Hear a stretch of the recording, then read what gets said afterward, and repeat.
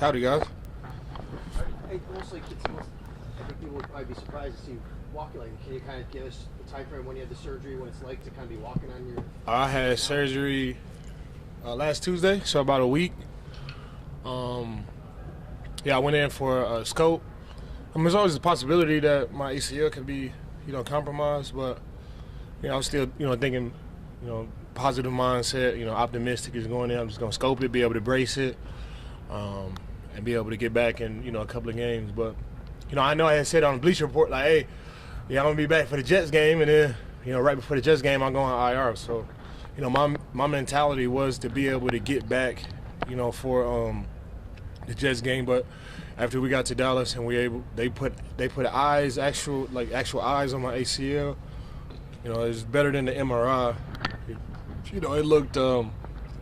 It looked compromised, and I just gave Ned Bresky and Dr. Cooper, that decision because I was gonna be under. So I just gave them the decision, and they made the right decision to just go ahead and get the ACL revision. And a week later, I'm back here. I'm walking. Actually, like 2 days outside of surgery, I was already walking with the brace on, and then I lost that brace 4 days after surgery. So it's way different than studies and research are way different than 2014 when I had my first ACL. So I think whenever you have an injury like this, whenever you go through things like this, your mindset and how you are mentally is like 75% of it. And I'm in a great spot. I got a son.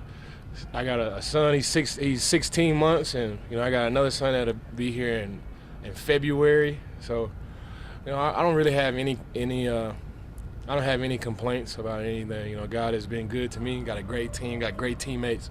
I could do this by myself, but I have a family and fans and teammates and so many people support you and uplifting you. I know for sure that I'd be able to get back to the same run that I was, if not better. Von, you said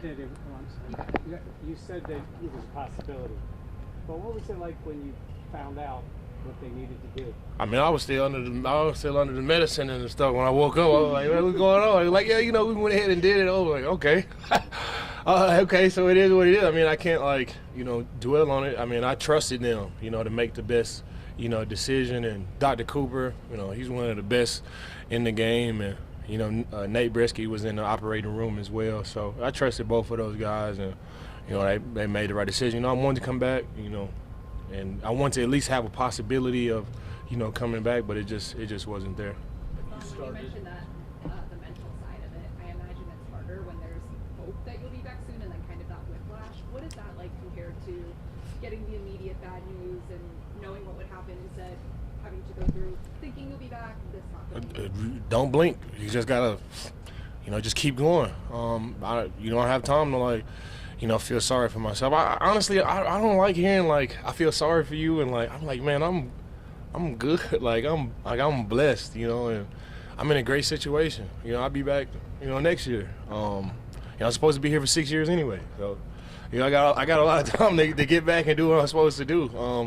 To really not be on the field and be a part of this year, because this year is special. It's tough, but immediately when I hit with those thoughts, I started thinking okay, how can I contribute? How can I contribute in other ways? What can I do to help this team? What can I do to still be a factor and involved in this team? So, that's where my mindset is, and that's where I'm always at. I'm always in an optimistic, positive mindset, and so I just try to find other ways to, help this team win and be a part of this team. What do you tell the guys like AJ, Boogie, and Greg now that on the outside? How involved will you stay with those guys? Same fun. Today felt the same. I don't practice on Wednesdays anyway, so I came in. Today felt like the same day. I come in, go to the weight room, go to the training room, get some rehab, check in on the meeting rooms, and today it felt like this how it normally feels for me. So that was good. But AJ Boogie, Greg, Shaq Lawson, DQ, Tim Settle, Ed Oliver, man, I saw an article. It said Vaughn was not like I be reading all my articles and stuff. That. But I saw an article. It said Vaughn was a luxury, not a necessity. that was true, man. Like, we got guys in there that we can go.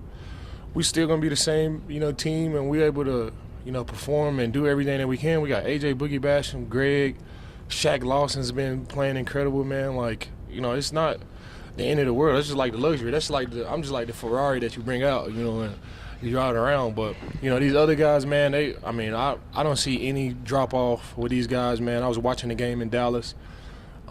At a little sports bar, and I was just so proud to like see all those guys make plays, and Greg get the sack force fumble to end the game, and then AJ had a play where he just ran around the guy, and Mike was trying to throw a screen, and AJ was already on him. Like, man, I was just so proud to see all of those guys, man, and to watch all those guys on TV, and it just motivated me. Like, no, I got to get back. I can't be in Dallas another week. I got to get back to the Buffalo Bills immediately. You talk about to be here for the rest of the next month? Yeah, I'm going to be here until we go to Arizona and win it. I'm going to be here all the way through. I'm not going anywhere. Travel with the team. Hopefully set it up where my off days will be when we travel. So you're watching. I'm back at work. Where else would you rather be than right here? Right now with the 2020 Buffalo Bills with Josh Allen and his offense, man. I feel better at work. This is where I want to be. What's it like for you to sit in a sports bar and watch the Bills play? Well, I had rented the sports bar out, so it was just, because I had planned on being there for a while, right? I planned on being there for a while, and I am injured, so I needed like a sports bar that I had my game ready and I had my Normatec, and I told my assistant I need to find a sports bar that I can be relaxed at, that I can actually sit at from 12 noon in Dallas and watch all the games up until the Sunday night game versus the Chargers and the was it Chargers-Dolphins? Chargers-Dolphins. So I told Marnie, which is my assistant, that I need a sports bar. I'm gonna be there for 10.5 hours, and you can imagine like some sports bars are packed on Sundays, but we found a place called Touchdowns in DeSoto, and they rented it out to me and my family, and they had a recliner, and I did game ready Normatec, take a nap, and I did that from noon to 10:30 at night. What is your role on sports bar? As Touchdowns. I'm sorry, you napped in the sports bar? I napped in the sports bar. Yeah, watching 3 games straight. When the Bills not on, you're gonna fall asleep for a little bit. That was good. What's your role going to be on game days? Do you know what you'll be doing? Will you be on the sideline sometimes with guys with injuries? Probably not. Now? Probably not immediately.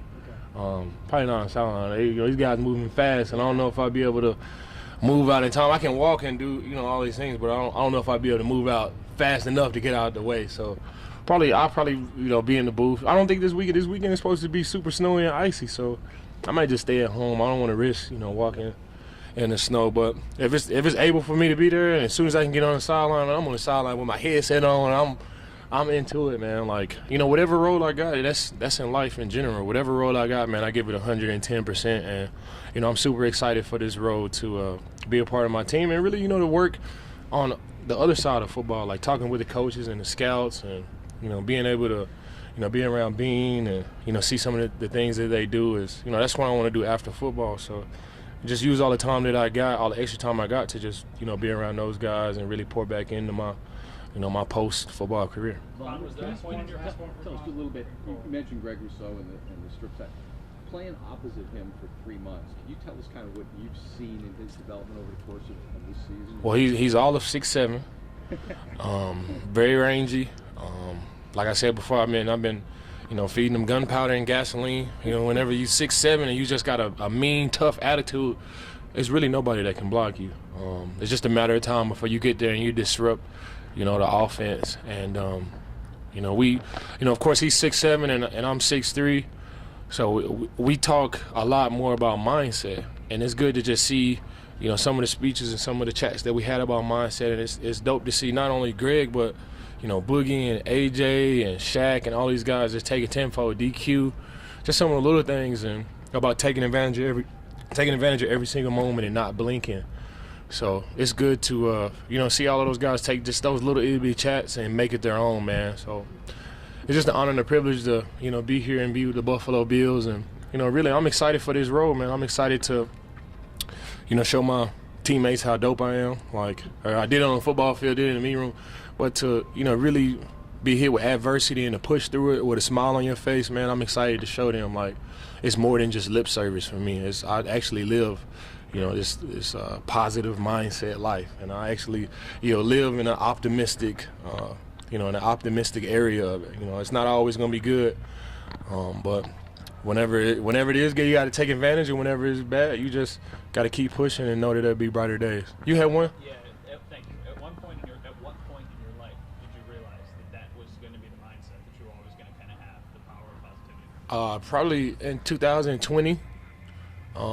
In 2020, after Kobe had passed, and you know, the Last Dance with Michael Jordan, and you know, I had worked with Trevor Mowat that off season as well, and I was just looking at those guys, and I was like, man, like, you know, am I the leader that they were? Of course, they play basketball, and nobody would be able to be Michael Jordan and, you know, Kobe Bryant. But I'm like, am I leading the guys in a way that they would? And I just had to take a look in the mirror, and like, you know, I wasn't. You know, I had to take a deep, you know, look in the mirror at myself and my leadership skills, and I wasn't. And you know, the thing about life is you always got the opportunity to change. And right then and there, I, you know, put all my eggs in one basket and said, I'm gonna give it my all. You know, on and off the football field.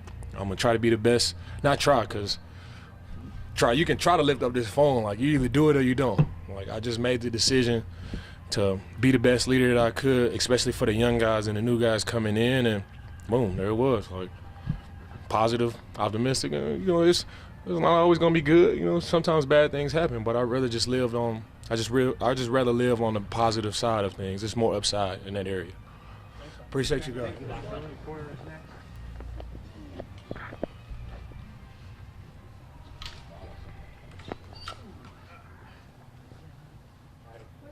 Thank you.